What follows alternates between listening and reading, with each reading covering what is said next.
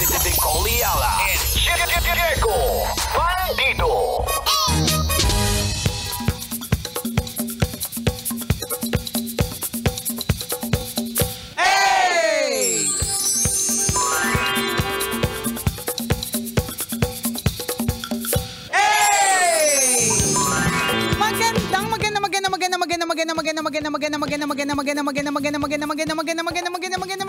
Magandang tanghali, kumikinang na ulo, Diego Bandido.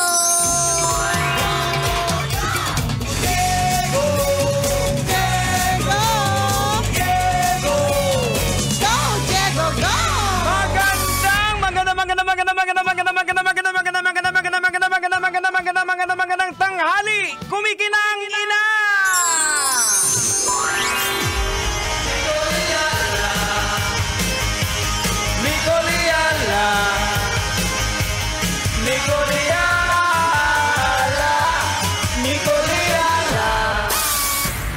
Shout out sa lahat ng mga naghihirap na kasi umastang mayaman. Ayun lang.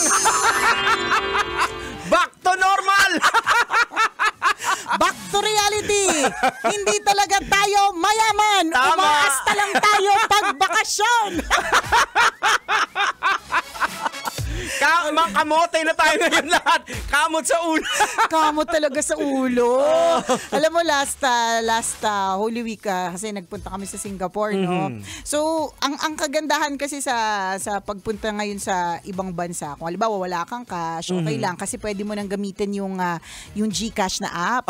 So, gamit-gamit, ganyan. Basta tuwing merong purchase, ganyan. Okay. Parang walang pakialam yung Nicole Ayala. QR code, scan. Pag-uwi ko, nung nag-check ako ng balance, ayun na nga, kamote. Kamot ulo. Ayun. Kaya shout out dun sa lahat ng mga katulad kong nagpiling-pilingang may pera. Yeah. Kahit wala naman talaga, di ba? Pero importante pa rin din doon is yung you spend time with your family. Ay, lagi ko naman iniisip yan, Diego. Yun ang hindi matatawaran. Hindi matatawaran yan. Lagi ko iniisip ang pera pwedeng ipunin, pwede ring mawala. Yes. Sa isang igla pwede ka magkaroon ng marami, sa isang igla pwede ring mawala. Tama. Diba? Pero yung experiences, yan ang dahilan kung bakit lahat tayo may utang. Kakadahilan tungkol sa mga experiences. Pero alam mo, ang kagandahan talaga dito sa dynamics ng mga mag-asawa. Diba? Ang galing lang talaga ni Lord kasi kung paano niya pinagtatagpo yung mga couples kung bakit sila yung pinagtatagpo, tinatadhana, diba? Kasi hindi nga ako magaling mag-ipon. So yung asawa ko, pero yung asawa mo ang magaling mag-ipon, diba? So yung asawa ko rin yung magaling mag-ipon. Siya talaga yung literal na merong envelope system. At yung envelope system niya, yung sirang-sira na, kasi kakagalaw Ibig sabihin, kakaayos ng budget. Ako yung binili kong envelope. Ayun nga pala. Sabi mo yung niyabang mo sa amin. Kamusta, Nicole Ayala? Sabi mo, pupunuin mo. Hindi ko pa nabubuksan sa plastic. Ilang buwan na na-deliver yun? January yun April na ngayon. Diba? So, hindi pa siya, hindi pa siya wala Pero yung envelope ng asawa ko, palibasa siya nga yung finance manager. Siya yung budget officer, diba? Talagang sirang-sira na. Ako na mismo yung nagsasabi sa kanya na, gusto mo palitan na natin? Sabi niya, hindi, wag muna kasi dito talaga nakaayos siya, parang palagay ko swerte to. May mga ganun diba? Parang may wallet na maswerte. So may mga pa-envelope siya na paswerte na. Alam mo talagang tuklap na sira-sira na kasi nga ginagalaw, inaayos. Yung akin, wala, hindi pa nabubuksan. Nasa loob pa siya ng plastic yung envelope. At least may intention. Nag-offer ka para magamit yung envelope mo. Actually, sinabi ko, gusto mong palitan kasi may envelope ako. So meron siyang envelope system eh. In fairness to him, ayaw niya na pagka kami ay pupunta sa ibang lugar o kaya magbabakasyon, ayaw niya ng yung ganong attitude ko na sige, bahala na Hindi naka-budget. Hindi mo pwedeng galawin tong kasi correct. Madadamay lahat, magugulo eh. Tama. Siya kasi, talaga siya, kung ano yung budget natin, ito lang. Oo. Ito yung gagalawin natin. Ganon. Meron kasi mga paisa-isang paminsan-minsan. Kaya meron nga akong kino-QR code, mga ganyan. Yun nga lang, yung may mga paminsan-minsan, may sikretong transaction.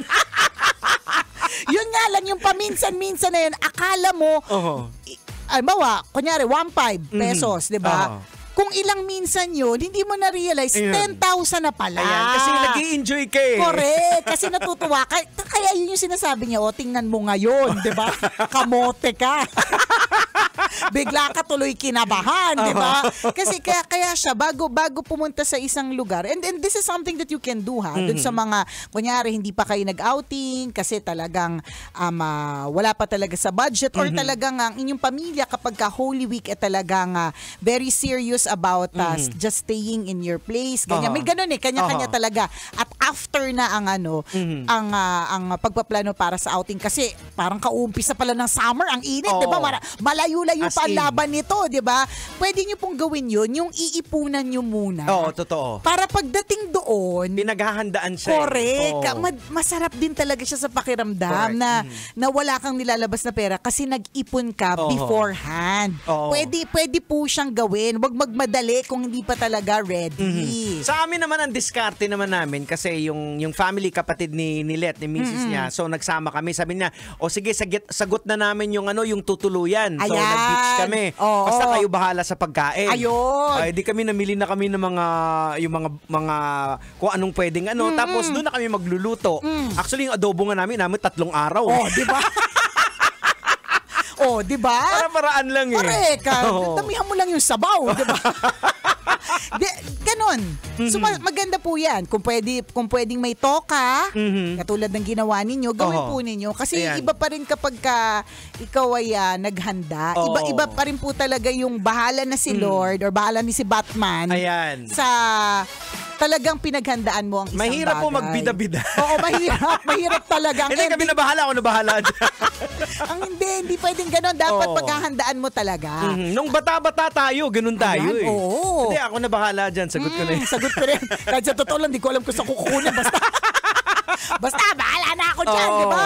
Yung mga ganyan. Pero ngayon, dapat kapag ikaw ay medyo growing older, yan, di ba? So, dapat nagiging wise na rin tayo sa spending. Correct. Nagiging wise na din tayo sa mga finances natin. Alam mo, kapag pumupunta kami sa ibang lugar, whether it's local or international, meron kaming isang maleta na dedicated para sa mga pagkain na galing dito.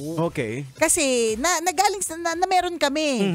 For example, sisiguraduhin namin meron kaming baong 2 tasty. Kaya pag pumunta kami sa isang lugar, mabigat yung bagahe namin eh. Kasi nandyan yung mga sausage na kinakain ng anak ko, ng mga noodles na kinakain ng mga anak ko, ganyan. And para sa akin preparation din yun eh. Makakatipid ka kasi. Correct, paraan din yun ng pagtitipid. Diba? Huwag na tayong umarte, kumakain naman talaga tayo ng cup noodles sa bahay. Hindi porke nasa ibang lugar, hindi ka magka-cup noodles, diba? And paraan talaga yun para makatipid, di ba? Sa'yo ko nga natutunan na sabi mo na Jex, pag nag-hotel kayo, magdala ka ng yung mga Coke in can. Yan! Tapos palitan mo na lang correct. yung ba nakalagay doon? Kasi ang mahal nun pag binili mo. Kasi mahal talaga siya kapag doon mo talaga binili. Sabi palitan mo na. Kung meron kang baon, magkano mo lang binili yun dun sa kay Aling Bebang sa tindahan. Sinuportahan mo na yung kanyang negosyo, nakatipid ka pa, nakapag-cook ka pa. Diba? Mga para-paraan talaga yan para makatipid. Ganun yung gagawin. So, naglabasan na po talaga yung mga iba't ibang klase ng diskarte. Yun yung pinakamahalaga po talaga. Yung didiskarte po talaga tayo. Para naman na maging maayos po yung ating outing, ating bakasyon, at para natutuloy. Yan. Kasi maraming hindi natutuloy kasi hindi Drawing. Puro drawing ang lahat, di ba? Bakit hindi natutuloy? Kasi kulang sa budget, ganyan. Gets naman talaga natin yan. Pero kung bang gagawan nyo ng paraan. Yung pinaghahandaan talaga yung pinaka-importante. Totoo. Yung malayo pa, halimbawa, may bala kayong mag-abroad. Yan. Posible kasi kung mag-aalkansya kayo Pwede talaga. Sa loob ng isang taon, di ba? Pwede kayong mag-aalkansya Alam mo, literal talaga na yung nanay ko dati, nakasama sa amin sa Japan, sa kakaipon niya sa galon ng mineral water, ng puro 5 piso tsaka 10 piso. Kaya nung sinabi ko sa kanya, sama kang Japan, teka lang, magbibilang lang ako ng coins. At nung binilang niya yung coins, Jegs, umabot ng 35,000. Wow. Na hindi niya, alam mo yan, hindi mo namamalayan Hanggang ngayon nag-aalkansya pa rin ba si hindi Mami? Hindi na siya nag-aalkansya. Pero nung dati, talagang kasi yun ang hinahunting ngayon ng Bangko Sentral. Kasi hindi umiikot daw yung circulation ng coins natin. Meron ako dyan Oo nga. Pero naging kaugalian na rin kasi natin mga Pilipino. Hindi, kinalakihan kasi talaga natin totoo. yun, di ba? Tsaka, lalo pa ngayon, feeling ko mas mabilis yung pag-iipon kasi yung barya 20 pesos na. Yan. 20 diba? pesos na. 20 pesos. Magugulat ka na lang. Oo, magugulat ka na lang na parang, meron na pala akong 500. Kasi yung hindi mo na magalaw yung baboy. Oo. Sobrang dami sobrang bigat na, 'di ba? So yun yung ang point is whatever it is na paraan po ninyo ng pag-iipon, gawin po ninyo para sa outing. Kasi although iba din naman, may mga iba na bahala na kung paano ko babayaran, basta importante yung memories, yung experiences. Sige, ganun din kayo. Pero ang sarap pa rin sa pakiramdam na pagbalik mo mula sa iyong bakasyon, wala ka nang isipin. Yes, calculated ang lahat. Correct. Kung medyo mag-aano ka man ng konti pero kalkulado, hindi yung bahala na. Sasakit ang ulo. Totoo yung sasakit ng ulo. Kaya importanticious talaga yung pagtitipid. Ngayon kung talagang sadyang wala pa, hindi pa. Alam mo, yan yung natutunan ko naman sa nanay ko dati. Sabi niya, hindi aalis ang Great Wall of China. Sabi niya sa akin. Tama. Kasi nung time na pumunta yung Love Radio sa Beijing, kayo yun na, di ba? Di ako nakasama nun Kasi yun yung time na nabuntis na ako. Di ba ilang taon ako naghihintay bago mabuntis? Yes. Nung time na yun, ang weather yata sa China ay malamig. Nagyayelo nun Nagyayelo. Di ba? Baka mamaya manigas yung eggcell. Syempre na-shokot yung nanay ko. Sabi niya, wag kang sasama. Dahil ang Great Wall of China, hindi yan aalis. Sabi niya. And true enough, hanggang ngayon, nandun pa rin yung Great Wall of China. Hindi pa rin siya umaalis. Diba? So, yun yung sinasabi natin na hindi naman po aalis yung mga tourist spots. Tama. Hindi siya aalis. Kung saan nyo po iniwan yung Disneyland sa Hong Kong, kung saan siya ginawa noon, nandoon pa rin siya. Actually, gumaganda pa nga Correct. Diba? Baka by the time na dumating ka, mas nag-open up ng mas marami pang mga iba't ibang attraction, diba? By the time that you are ready. So, hindi naman po ito contest ng kung sino una makakarating ng Hong Kong, kung sino una makakarating ng Singapore. Correct. Hindi po ganun. Yes. Diba? Kung ang kaya nyo lang po ngayon, trip to Quiapo. Ayan. Diba? Mula sa lugar ninyo sa Pasig. Outing pa rin naman yun Nasa lang yun Hindi ba't nung pandemic, sa amin nung pandemic, Jegs, isang malaking outing yung pupunta ng 7-Eleven. Hala, pupunta daw si 7-Eleven, sasama lahat. Kasi di ba wala namang pwedeng bumiyahe ng mga time na yun. Totoo yun. So, parang big deal yung bibili ka ng itlog sa grocery. Yung mag-grocery nga, di ba? Gusto nyo kayo lahat, limitado lang. Tama. Isa lang ang pwede pumasok. So, ang ginagawa namin, yung mga anak nasa labas lang, sa sasakyan, makalabas lang. Diba? So, and that was our point of view noon. Kasi hindi naman tayo nakakalabas, hindi naman tayo, nakakabiyahe, nakakalarga. So, parang ganun din ngayon. Correct. Kung ganyan yung eksena mo na hindi ka pa nakakabiyahe kasi kulang pa yung budget, hindi naman po aalis yung mga lugar na pupuntahan mo. Andyan pa din sila. And maganda yung POV na sinabi mo. Baka mamaya, by the time, Jegs, na makarating ka doon, mas maganda na siya. Di ba magugulat pa yung mga unang nakarating doon, hala, may ganyan na pala. Samantalang nung pumunta ako dyan years ago, wala pa. Di ba? Parang yung pinuntahan namin dati, parang As in normal, wala masyado. Nagulat kami, ang daming tao tapos may mga activity Beach na. to? San to? Beach sa sa Calayo, Batangas. Batangas. So may mga banana boat ride na. Dati may mga, wali. may mga kayak na. Diba? May island tour na. Sabi ko, galing Tingnan mo, nagle-level up po talaga. So, pinakamahalaga na mag-ipon, pag-ipunan, na paghandaan. Kasi iba pa rin po talaga kapag ka ikaw ay nag-prepare. Correct. At kanino ko ba natutunan yun? Tambalanista siya eh. Si Jonathan Yabut.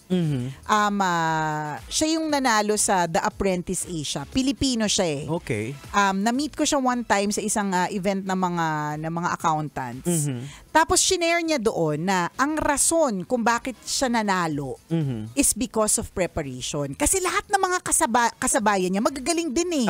Mga pangmalakasang CEO, siya yung isa sa mga bata na kung ikukumpara mo, parang baka lugi siya. Pero siya, Jegs, ang sabi niya, pinanood niya daw lahat ng episode. As in talagang halos ma-memorize niya lahat ng mga episode, former or previous episodes ng Apprentice na show. Kaya nung time na nandun na siya mismo, gets na niya agad. Alam niya na. So, yun yung sinasabi niya eh.